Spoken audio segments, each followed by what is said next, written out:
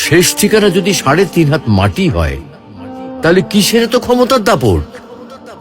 ভোর 5টায় মৃত্যু, সকাল 6টায় জানিয়ে দেওয়া হবে মাইকে, 8টায় শেষ গোসল করানো হবে, 9টায় তোমাকে নতুন কাপড়ে সাজানো হবে, জোহরের নামাজের পরে তোমার আলিশান বাড়ি থেকে বের করে নিয়ে যাওয়া হবে, 2টায় তোমার জানাজার নামাজ পড়ানো হবে, 2:30টায় তোমাকে কবরে নামিয়ে ফেলা হবে। মাটি দেওয়া শেষ হয়ে গেলে কেউ তোমার জন্য দোয়া করবে আর কেউ চলেও আসবে। এই তো জীবনের শেষ আয়োজন। তো কিসের এত অহংকার, কিসের এত ক্ষমতার দাপট? হ্যাঁ, ক্ষমতা কারোর জন্য চিরস্থায়ী নয়। অন্যায় ভাবে কাউকে ঠকালে একদিন ঠিক নিজেকেও ঠকতে হবে, এটাই নিয়ম। হ্যাঁ, এটাই নিয়ম।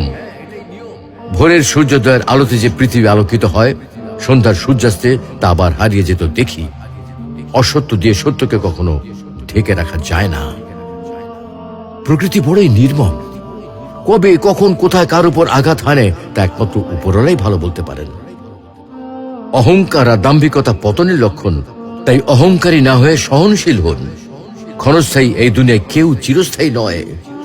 এজন্য ভুলে যেতে হবে সব রোগীর স্বপ্ন, ফিরে আসতে হবে রবের দিকে, কারণ শেষ ঠিকানা তো সেই 3.5 হাত মাটি।